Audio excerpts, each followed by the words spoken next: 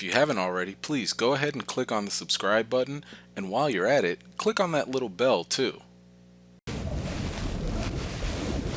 What's up, everybody? It's me, E-Man, and today we are going to review Aquaman. Oh yeah!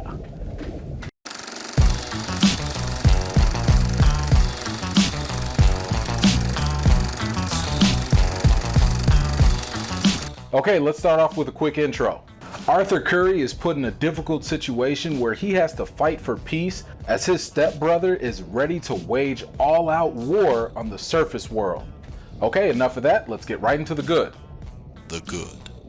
Now, as you could probably tell from the trailers, the visuals in this movie is absolutely a sight to see. The underwater setting was a big part of what made this movie feel like a fantasy of sorts. Director James Wan does a magnificent job with the world building of the underwater city of Atlantis. The vibrant colors and unique sea creatures are captivating to the eye and a wonder for imaginations. Not only does Wan show us the beauty of the sea, but he also contrasts that with some of its horrors as well. I also thought that some of the Atlantean technology was pretty cool too. While advanced, it was also very nice to see how the technology was specifically focused through the usage of water.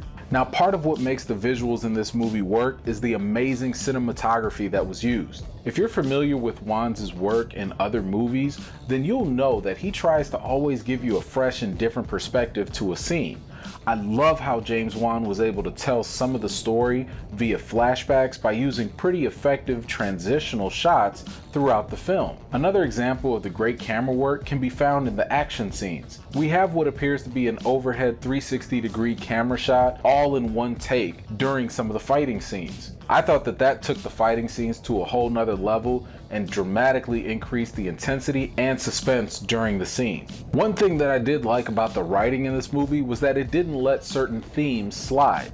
For example, there's a theme of personal and moral accountability that Aquaman does not ignore and fully embraces. I thought that this was an excellent moment in the film, although brief, to help flesh out his character's growth. It also served to prevent the motivations of Aquaman's enemies from being cheap and just unfounded. So let's actually talk about Jason Mamoa as Aquaman. If you enjoyed his performance in Justice League, then you're about to get more of the same here. You'll probably enjoy his heroic feats and acts of incredible strength. It's pretty easy to say that this role was specifically made for Jason Mamoa. He looks like he's having fun being Aquaman, and through that, you'll have fun with him as you watch the movie. Now, I do think that many of the stronger performances came from the supporting actors in the film. Willem Dafoe gave a solid and consistent performance as Vulko. Nicole Kidman was exceptional as Atlana, and I thought her fighting scenes were top-notch. Patrick Wilson was also a pretty convincing Ocean Master as the main villain in the film. I liked the way that Wilson was able to be the bad guy, but still have some understandable motivations as well. Now, of all the performances, I think Yahya Abdul-Mateen was by far my favorite. I thought he nailed the role of Black Manta. Although the writing in this film didn't really help his character very much, I think that Mateen's acting overcame all of that. Plus, Black Manta really looked cool in his suit. I really hope that they decide to continue expanding his character in future movies. Okay, enough of that, let's get right into the bad. The bad. Well, one of the biggest issues I had with Aquaman had to come in the form of its writing. It's bad enough that this movie's marketing practically spoils the film from beginning to end. You literally see in some of the movie promotional posters or extended footage in these long trailers some of the big reveals that the movie devotes a lot of time to set up. Regardless of whether you actually paid attention to the marketing or not, the film's writing makes the movie much more predictable than it really needed to be. Oh, and by the way, be sure to brace yourself for another Martha-like moment as well. Now, one other sign of the poor writing, in my opinion, was the tonal shifts in comedy. Now, this is a little bit hard for me to critique because the movie actually does have some pretty good humorous moments throughout. There are a number of situational comedic points in the film, but rather than allowing those moments to be organically funny, there always seems to be some cheesy one-liner to force the issue. As a result, it's hard to take Aquaman the movie seriously at times. Sometimes it feels as though it's aware of its own campiness, and other times it feels like it's trying too hard to be funnier than it really needed to be. I guess in other words, you can be funny without trying to be funny, and sometimes Aquaman misses the mark in that regard. Another knock against this film were the constant superhero movie cliches that were used throughout the film. For as much praise as I usually like to bestow on director James Wan, I can't let him slide with some of the stereotypical superhero tropes that were used in the movie. You can bank on some typical superhero poses that look like they were made for the trailers, but were kept in the movie because, well, why not? Even some of the fighting scenes were plagued with cringeworthy shots or stances by the characters, and then followed up with a corny one-liner that you'd probably hear from some action-packed B-movie or something. Now here's another crazy thing. I don't even know if this is really a bad or not, but for some reason this movie always liked to interrupt people's conversations with a random explosion. Now the first see, like that. Right, okay. Now, the first couple times that it happened, it was kind of like, oh, that's shocking, you know. But then after the fourth or fifth time, it was just...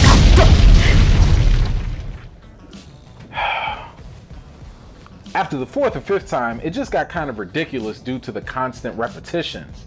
I'm almost more than positive that this will show up on the next honest trailers for the Aquaman movie whenever they do it.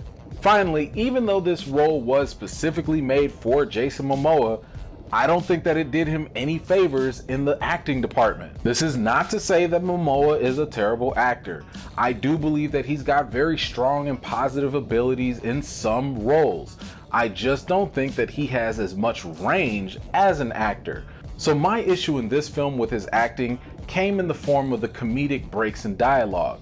Now, to be clear, I'm not saying that he should never be funny or just be serious all the time. What I'm saying is that in this film, when a situation didn't really call for comedy, he would break the scene in what would appear to be almost unnecessary improvisation. Think of it like this. Have you ever seen a deleted take in a movie where the actor goes a bit off script? In Aquaman, it feels like some of those scenes were left in on purpose in what I believe was a way to cover up for some of Momoa's weaknesses as an actor. You might notice more of this in his conversations with Amber Heard's character, Mara. Might not be a big deal, but it was something that I noticed. Anyway, that's enough of that. Let's get right on to the reason. Aquaman is a visually captivating superhero movie that is sure to entertain the masses. Does it have its fair share of flaws? Yes, it does. Aquaman is a lot of movie that does so much that you probably won't really care about its flaws. And when I say that it does so much, I mean that the movie feels like it's inspired by a ton of other films. If I had to compare it, I'd probably say that Aquaman was like Tron, The Little Mermaid, Finding Nemo, Jurassic Park, King Arthur, Pacific Rim, and I'm sure I'm missing a number of other movies that I can't recall at the moment. I don't think that I would say that this is a straight up copy of Black Panther either, mainly because both movies were in development around the same time. Plus, Aquaman does do things slightly different enough for it to be its own film. So similar to Wonder Woman, both movies are set to take the lead as DC's best films to date.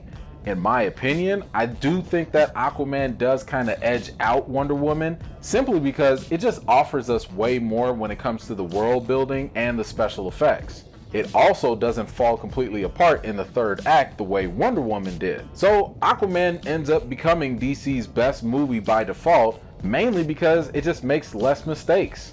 So when it comes to the rating for Aquaman, I've got to give it an 8 out of 10. I think Aquaman will be a great watch for audiences that, let's just say if you enjoyed Venom, then you'll definitely enjoy Aquaman. If you want to see cool things on the screen, if you don't care about the flaws in the writing, and if you don't mind a little cheesy humor here and there, then Aquaman is going to be the movie for you. It's definitely worth the watch in theaters, and I do think that the best way to experience this movie would be to see it on the biggest screen possible. And I don't think that you're really going to have to watch it in 3D. One last thing, there is only one post-credit scene, so be sure to stay for that. Well, that's all I got for today. Thank you very much for joining me. If you did get a chance to see Aquaman, what did you think about it? Let me know in the comments down below. Is Aquaman actually the best DC movie that we have to date?